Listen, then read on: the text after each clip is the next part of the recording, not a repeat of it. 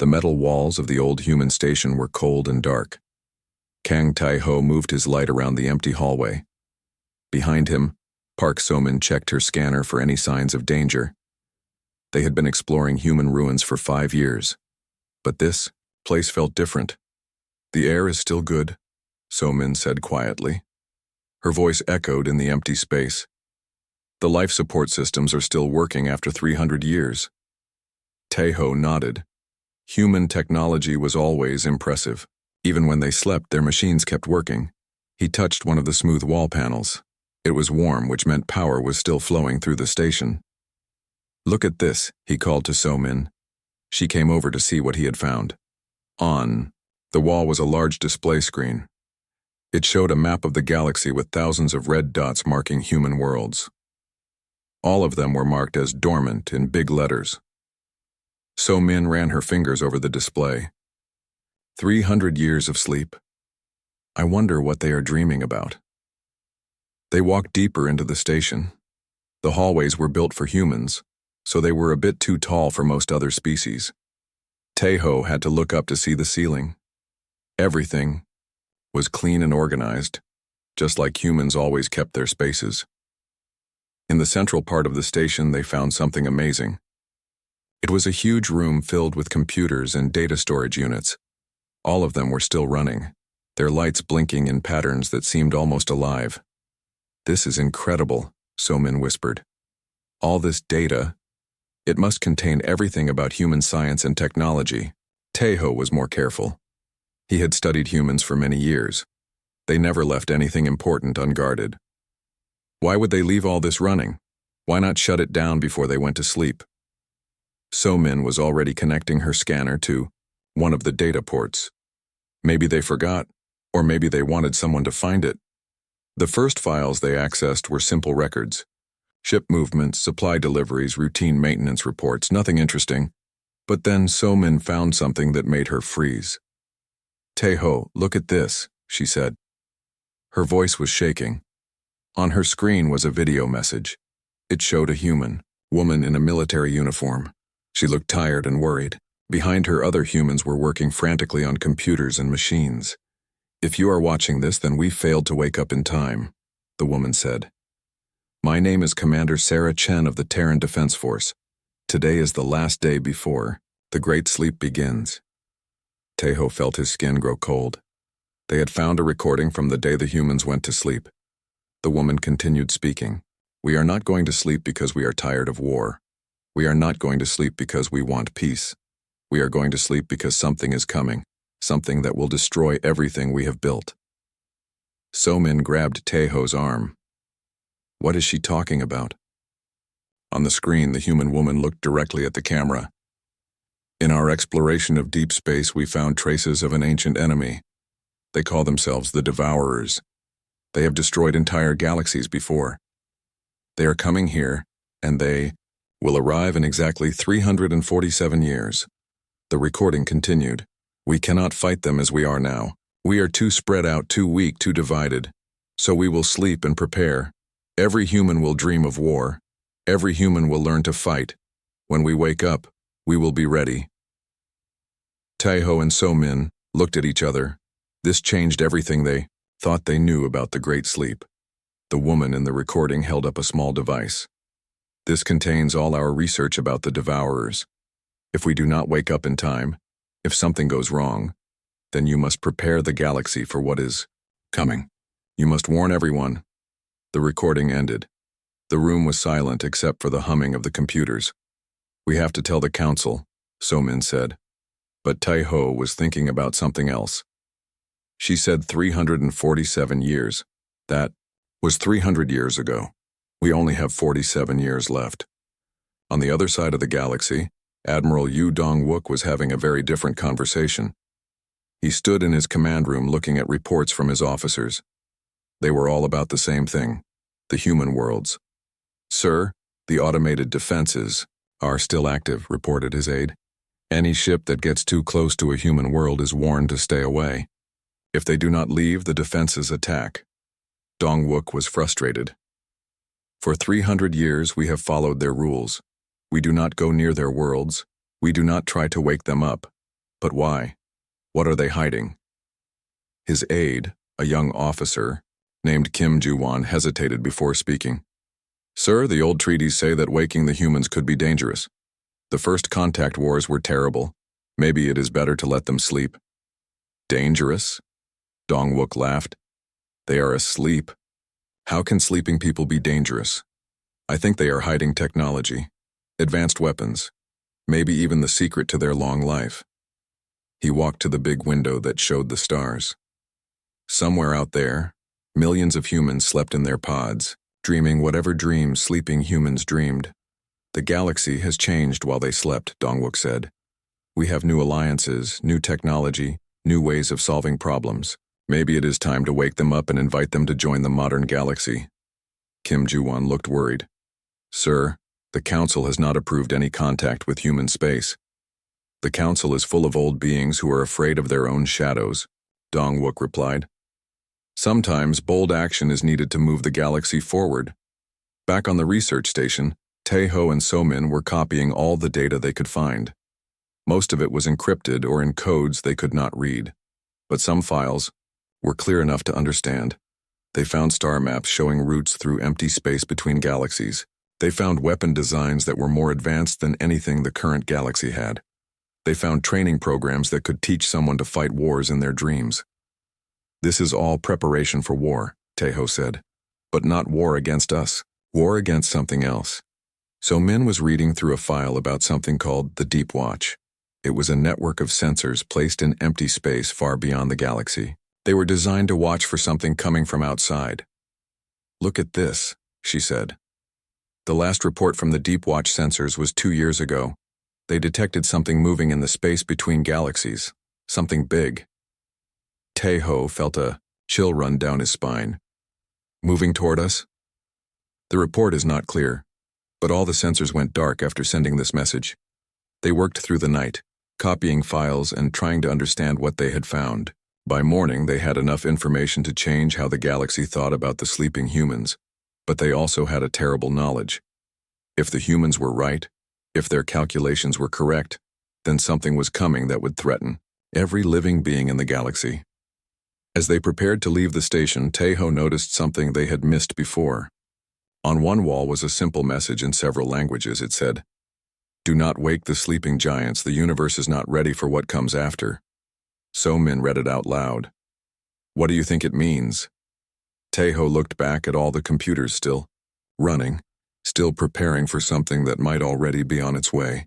I think it means we are about to find out why the humans went to sleep. And I think we are not going to like the answer. Their ship lifted off from the station, carrying the most important discovery in galactic history. Behind them, the station continued its lonely watch, keeping secrets that could save or doom every living thing in the galaxy. 2 weeks after returning from the human station, Tae-ho could not sleep. Every night he thought about the message they had found. Every day he read through the data they had copied. The more he learned, the more worried he became. So-min was working late in their research lab when he found her. She was connected to a new piece of equipment, a neural interface that could read human brain patterns stored in their computers. This is dangerous, Tae-ho said. We do not know what human thoughts might do to your mind. We need to understand, So-min replied. The data files are too complex, but this neural storage device might contain memories or experiences we can actually understand. She had invited Lee Hee-jin to help them. Hee-jin was an expert in reading alien thoughts and memories. She was one of the few beings in the galaxy who could safely connect her mind to unknown technology. I have done this before with other species, Hee-jin said as she set up her equipment.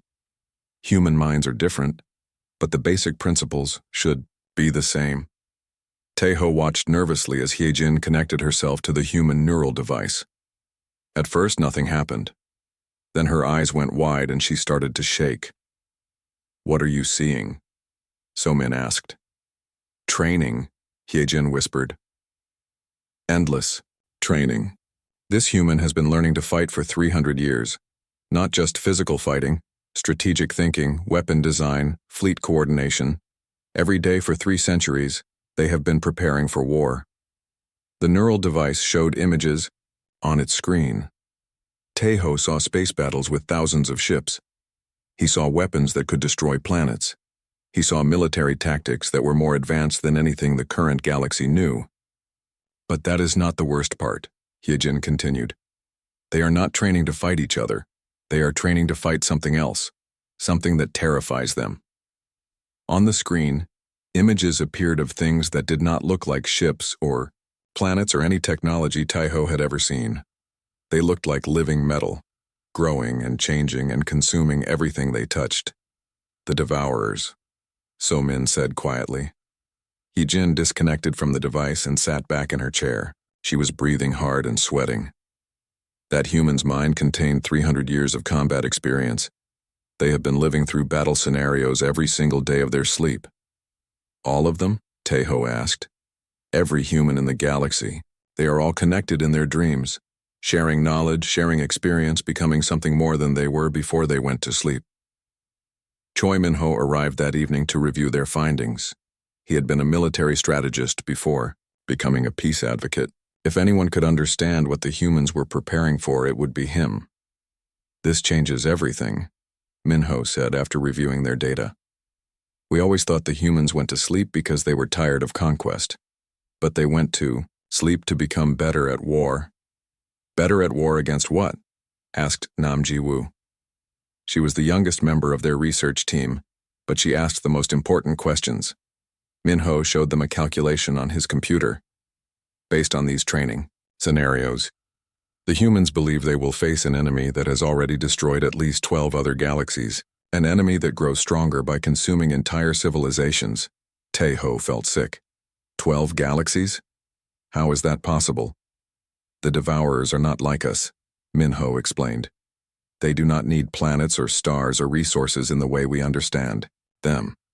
They convert matter directly into more of themselves.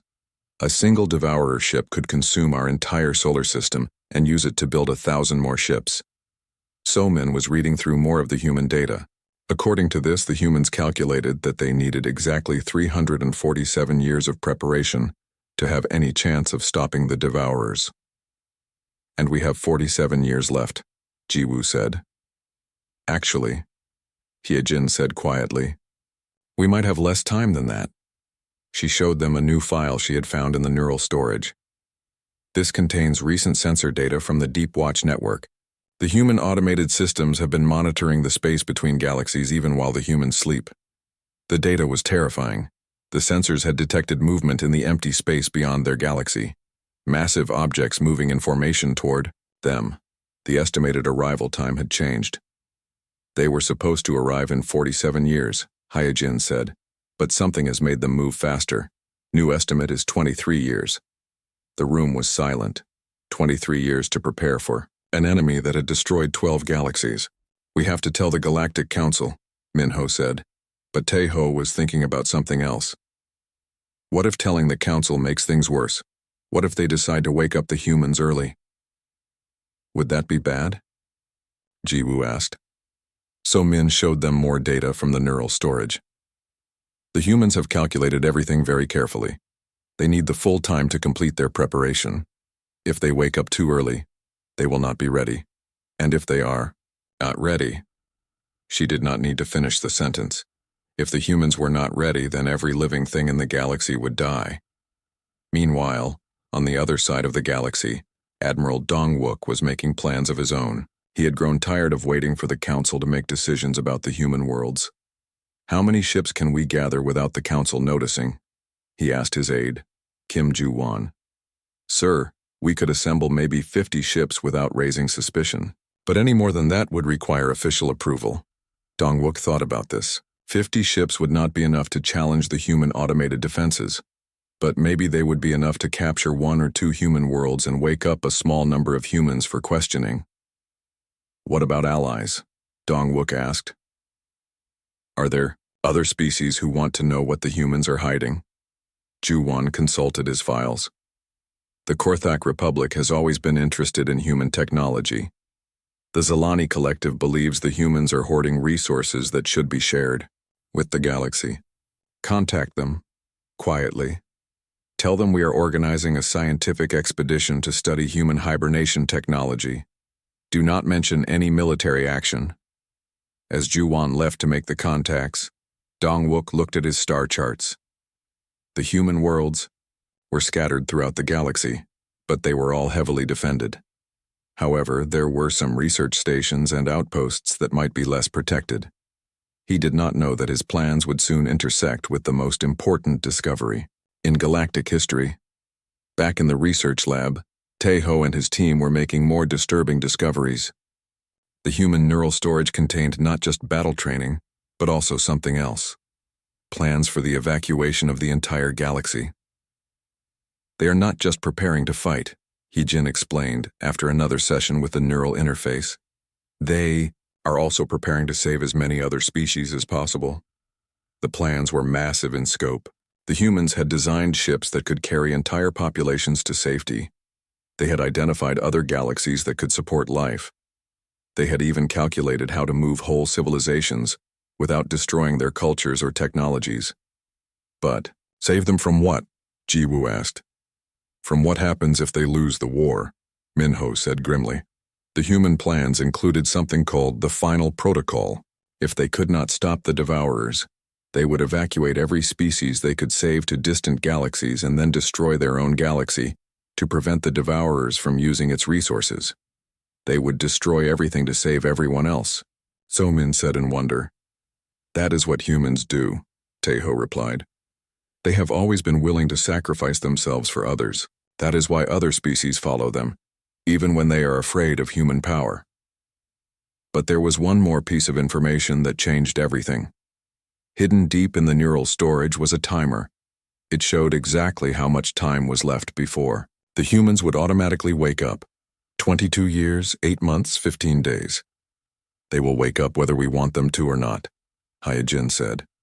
"Their systems are already beginning the preparation sequence." Taeho realized they had a choice to make. They could tell the council and risk panic and chaos. They could try to wake the humans early and risk disaster. Or they could try to prepare the galaxy quietly and hope 22 years would be enough time. As they debated their options, none of them knew that Admiral Dongwook's expedition was already being organized. Ships were gathering at the edge of human space. Plans were being made to penetrate the automated defenses. And somewhere in the empty space between galaxies, ancient sensors detected the movement of Dongwook's fleet. The signal was automatically relayed to sleeping human worlds. For the first time in 300 years, human hibernation pods began to show signs of activity. Deep in their dreams, the sleeping humans sensed that something was wrong. The careful plans of centuries were about to be disrupted by curiosity and ambition, and the galaxy was about to learn why the one rule everyone followed was, "Do not wake the humans."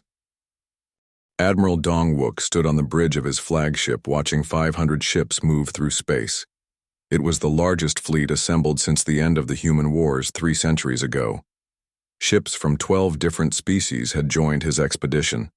"Sir, we are approaching the outer edge of human space," reported Shin Woo-jin, his second-in-command. "The automated warning systems are already trying to contact us." Dongwook smiled. He had waited years for this moment. "Ignore the warnings. We are here on a peaceful mission to establish contact with our sleeping neighbors." The warnings came in multiple languages. "Attention, unidentified vessels. You are entering restricted space. Turn back immediately or face defensive action." The voice was artificial but firm. "Sir," said Kim Da-yoon from the communication station, "I am detecting some unusual signals coming from deeper in human space. It looks like the hibernation facilities are showing increased activity." Woo-jin looked worried. "Maybe we should reconsider this approach. The humans went to sleep for a reason." But Dongwook was not interested in caution. "The humans have been asleep for 300 years. The galaxy has changed. It is time they rejoined galactic civilization." The first automated defense platform appeared on their screens. It was a massive structure, larger than most space stations. Weapons that could destroy entire fleets were mounted on its surface. "Warning. You have 30 seconds to reverse course," the platform announced. "All ships prepare for defensive action," Dongwook ordered. "Target that platform and fire when ready." The battle began with a flash of energy. that lit up the darkness of space. The defense platform's shields absorbed the first attacks, but 500 ships firing together was too much for even human technology to handle. The platform exploded in a brilliant burst of light. First obstacle cleared, Dong-wook announced to his fleet. Proceed to the next checkpoint. But destroying the platform had consequences none of them expected. On a human world called Terra Nova, buried deep underground in a hibernation facility, alarms began to sound. Emergency systems that had been dormant for 3 centuries suddenly came online. In one of the hibernation pods, something stirred. The pod's systems detected the destruction of the defense platform and automatically began to wake up its occupant. Emergency protocols required that at least one human be awakened to assess any threat to sleeping humanity. The being that woke up was not quite human anymore. 300 years of shared dreaming and mental connection had changed all the sleeping humans.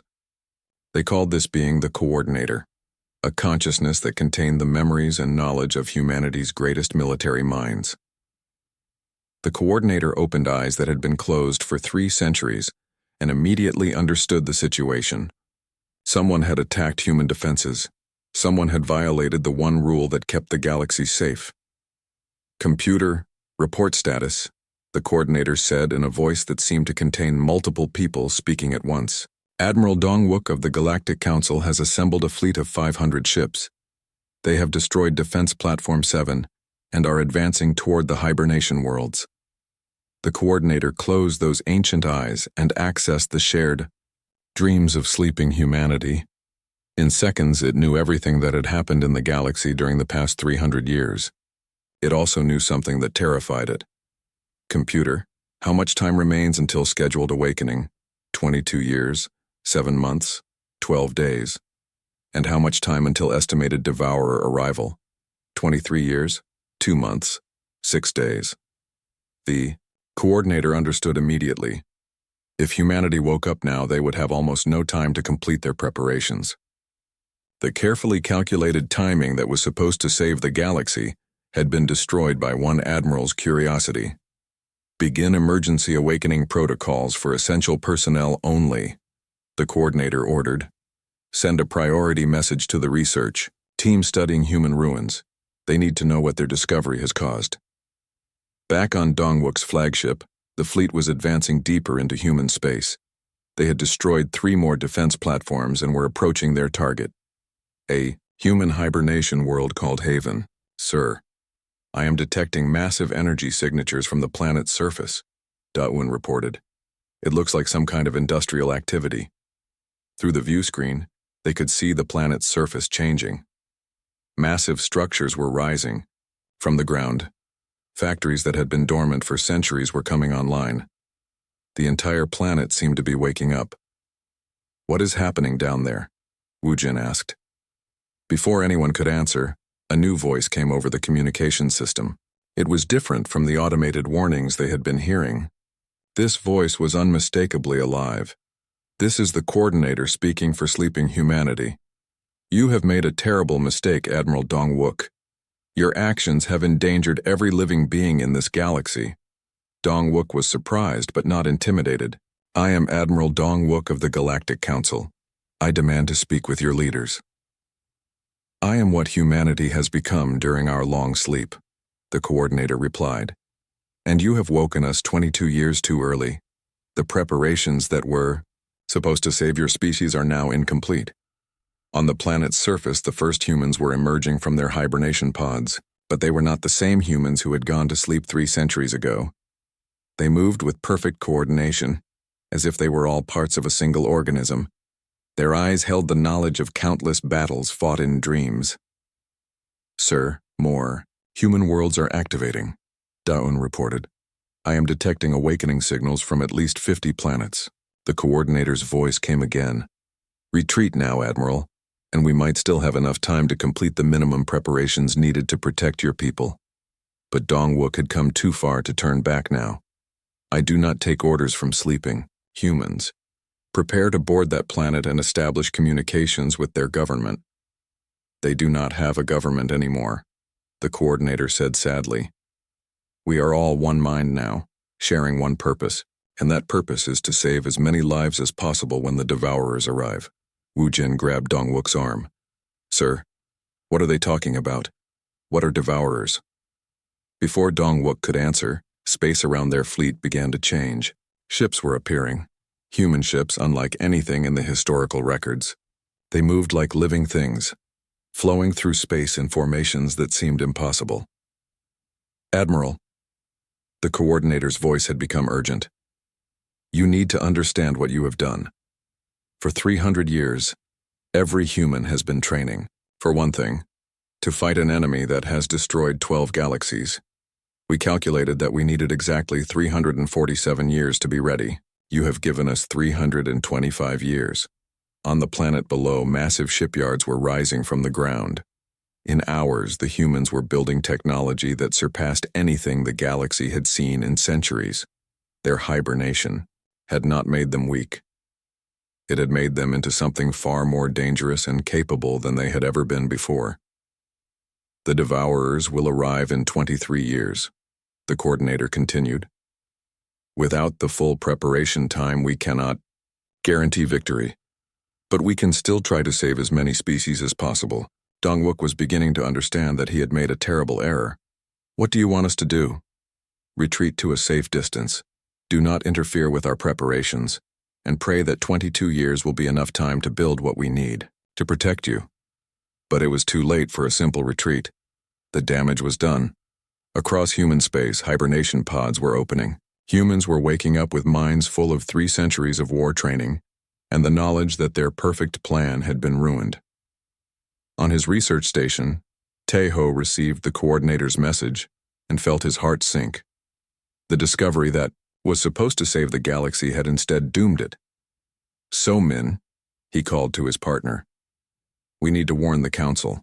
The humans are awake, and they are not happy. So-min was already packing their equipment. Where are we going? As far from human space as possible, Taeho replied. Because when humans wake up angry, the safest place to be is somewhere else entirely. The galaxy was about to learn that sleeping humans were dangerous, but awake humans preparing for war were something else entirely. And they only had 22 years to get used to the idea. In the deep space between galaxies, ancient sensors detected the energy signatures of awakening human technology. The signals were automatically transmitted across the vast emptiness to beings that had been traveling toward this galaxy for millennia.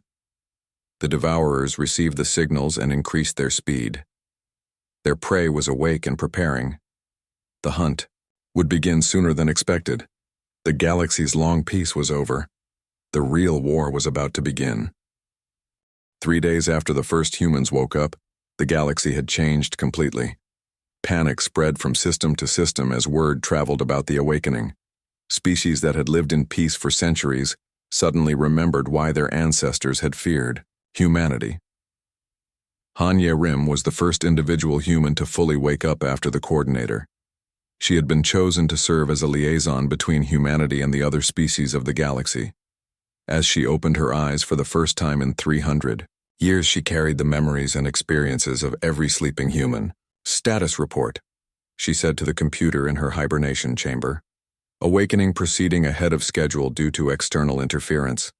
Current timeline shows insufficient preparation time for optimal defense scenarios. Ye-rim understood immediately. She had lived through 3 centuries of battle simulations in her dreams. She knew exactly what humanity was preparing for, and she knew they were not ready. Standing up from her hibernation pod, she felt the difference in her body. 300 years of mental training had changed her. Her reflexes were faster, her thinking clearer, her knowledge vast. Every human emerging from hibernation had become a master of war and technology. Computer, establish communication with the research team that discovered our warning message. Across the galaxy, Tai-ho and So-min were trying to calm the growing panic. Their research station had become the center of attention, as every species demanded to know what the humans were planning. They are not our enemies, Tai-ho tried to explain to a gathering of alien diplomats. They went to sleep to prepare for something much worse than anything we can imagine. But his words could not calm the fear. On the view screen, everyone could see what was happening in human space. Entire planets were transforming themselves into massive industrial complexes. Ships were being built at impossible speeds. Weapons that could crack planets were being assembled in orbital factories. "How do we know they are not preparing to conquer us?" demanded one of the diplomats. So-Min showed them the data they had discovered. "Because they are also building evacuation ships, thousands of them, each one designed to carry entire populations to safety." When Yerim's communication came through, the room fell silent. It was the first time anyone had spoken directly to a human in 300 years. "I am Han Yerim, speaking for awakened humanity," she said. Her voice was calm but carried an authority that made everyone listen.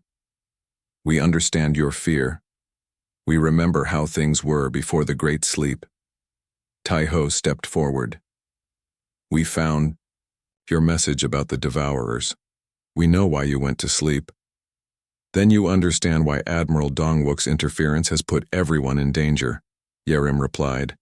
"We have 22 years instead of 47 years to prepare. The margin for error is now almost zero." On human worlds across the galaxy, the awakening continued. Lim Jae-sung emerged from his hibernation pod as humanity's fleet commander. His mind contained the tactical knowledge of every great military leader in human history, refined through centuries of shared simulation. "Computer, what is the status of the defensive fleet?" "Current production capacity, 12,000 ships per day, increasing as more facilities come online. Estimated fleet size at Devourer arrival, insufficient for guaranteed victory." Jae-sung nodded grimly. The humans had calculated that they would need at least 30 years of full production to build a fleet capable of stopping the Devourers. Now they had 22 years at most. "Begin construction of evacuation vessels as priority secondary objective," he ordered. "If we cannot save the galaxy, we must save its people." The transformation of human space was visible to every species in the galaxy. Planets that had been dark and silent for centuries were now blazing with the light of massive industrial activity. Space around human worlds filled with construction ships, mining vessels, and the growing shells of warships larger than most space stations. Oh Soo-jin woke up as humanity's chief scientist and immediately began working on the evacuation technology. Her hibernation dreams had included not just weapon designs, but also the blueprints for ships that could carry entire civilizations across the emptiness between galaxies. "We need to contact the other species," she told her research teams. "They need to understand what we are preparing for, and they need to help us save them." But convincing other species to trust humanity was not easy. Admiral Dongwook's fleet was still in human space, and he was broadcasting messages claiming that the humans were preparing for conquest. "Look at their weapons," Dongwook told anyone who would listen. "Look at their fleet. They are building an army to dominate the galaxy." Yerim tried to counter his messages with the truth. "We are building an army to defend the galaxy. The Devourers are coming, and they will destroy everything if we cannot stop them." "How do we know these Devourers even exist?" Dongwook challenged. This could all be a story to justify human expansion. The answer came from space itself. The deep space monitoring stations that humans had built before their hibernation had been watching the emptiness between galaxies for 3 centuries. Now they detected something that made every human calculation even more desperate. "The Devourers have accelerated," the coordinator announced to the galaxy. "New estimated arrival time, 19 years. Across human space, the pace of construction increased. Entire asteroid belts were being converted into raw materials. Moons were being hollowed out and turned into weapons platforms. The humans were working with a speed and efficiency that terrified other species. But they were also working on something else. In secret facilities, human scientists were perfecting the evacuation technology. Ships that could carry 1 million beings across intergalactic distances. Habitat modules that could preserve entire cultures and ecosystems. Storage systems that could hold the knowledge and history of whole civilizations. Tai-Ho and So-Min were among the first non-humans to visit a human world after the awakening. What they saw there changed their understanding of what humanity had become. The humans moved with perfect coordination, There was no arguing, no confusion, no wasted effort. Every human seemed to know exactly what every other human was thinking and planning. How is this possible? So-min asked Yerim as they toured a shipyard that was producing warships around the clock. 300 years of shared dreaming, Yerim explained. We are still individuals, but we are also connected in ways that we never were before. Every human carries the knowledge and experience of all humans. They showed Taiho and So-min the evacuation ships being built in hidden facilities. These ships were beautiful in a way that warships could never be. They were designed not just to carry people, but to carry hope. If we fail to stop the Devourers, Yerim said, these ships will carry as many species as possible to safety in other galaxies. We have identified 7 distant galaxies that could support life. What about humans? Taiho asked. Will humans escape too? Yerim was quiet for a moment. Our calculations show that stopping the Devourers will require sacrifices. The evacuation ships are not for us, they are for everyone else. So-min understood what she meant. You are planning to stay and fight even if you cannot win. That is what humans do, Yerim said simply. We protect others, even if it costs us everything. As the months passed, the galaxy began to divide into those who trusted the humans and those who feared them. Some species offered to help with the preparations. Others demanded that the humans be stopped before they could threaten galactic peace. But the evidence was mounting that the humans were telling the truth.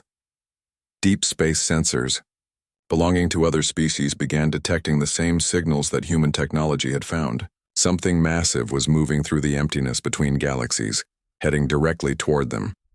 The Galactic Council was forced to make a decision.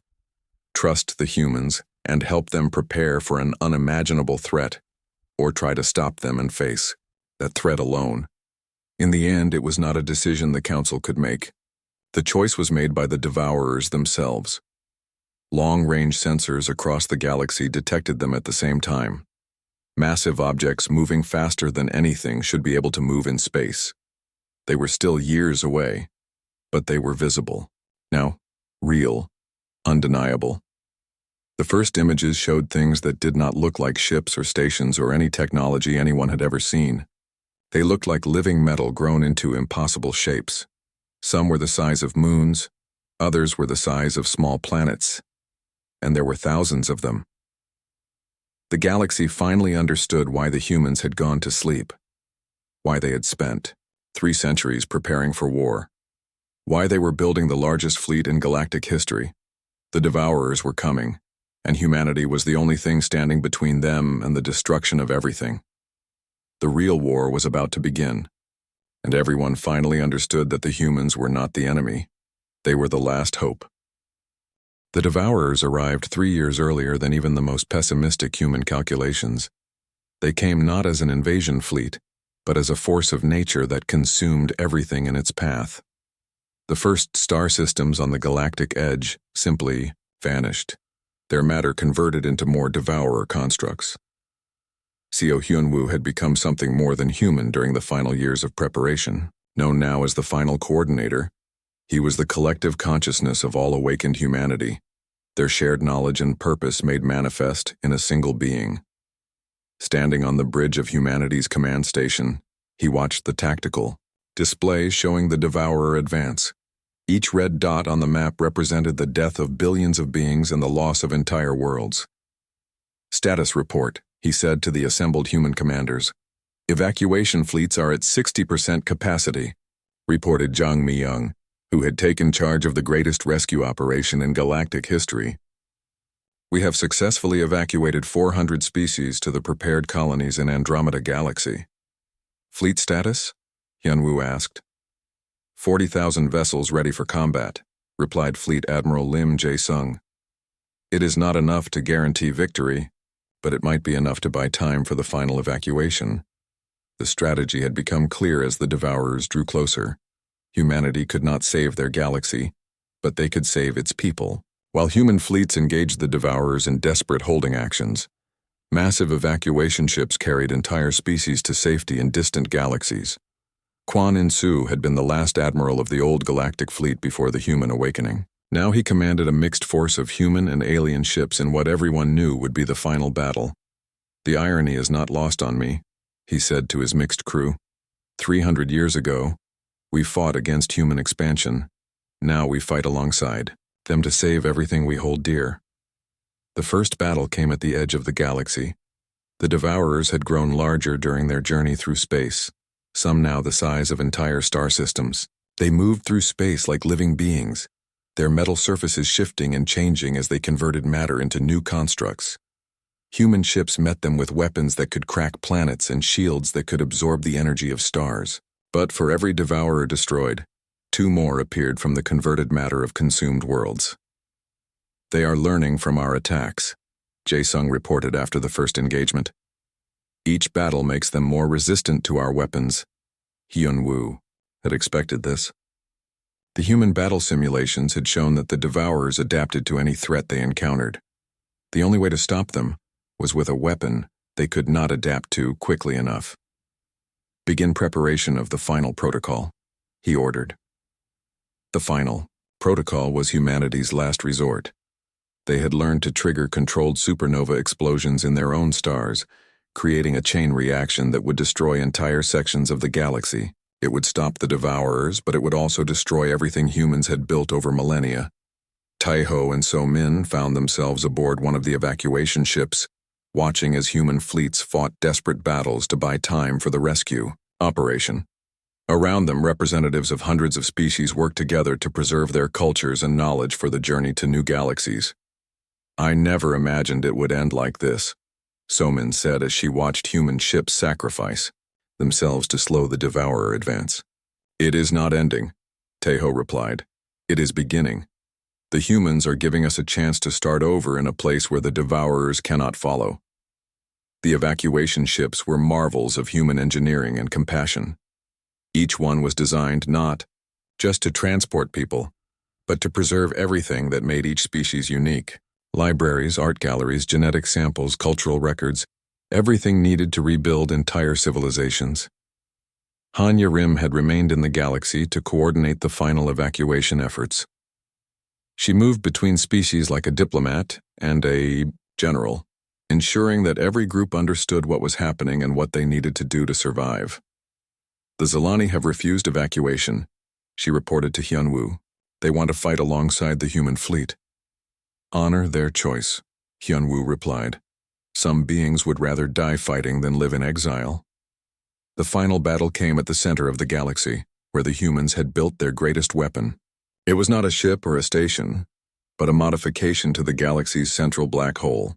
They had learned to control its gravitational effects, turning it into a weapon that could tear apart even Devourer constructs. But using the weapon would destabilize the entire galaxy.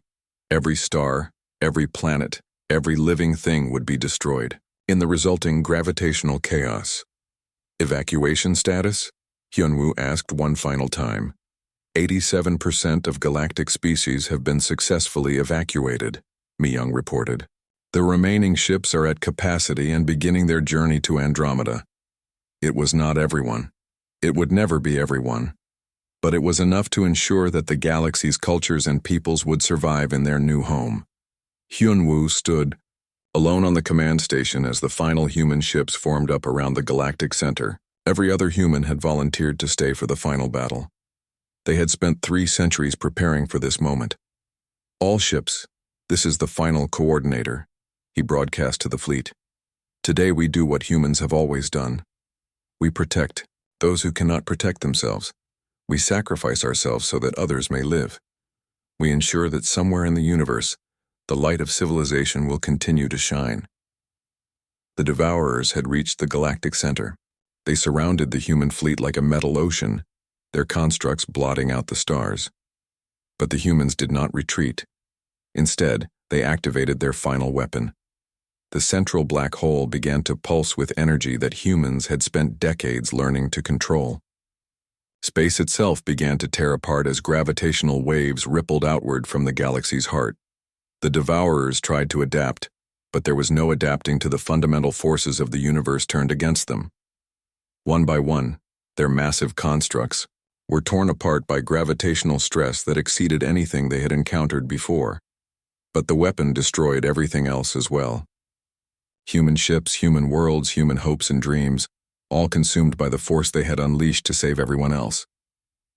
In the Andromeda Galaxy, the evacuation fleets arrived to find worlds that humans had prepared for them during the centuries of sleep. These worlds had been terraformed and equipped with everything needed to rebuild galactic civilization. Tejo stood on the observation deck of his evacuation ship, looking out at their new home.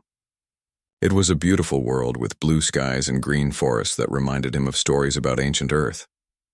They planned for this, So-Min said, joining him at the window. Even before they went to sleep, they knew they might have to give up everything to save us.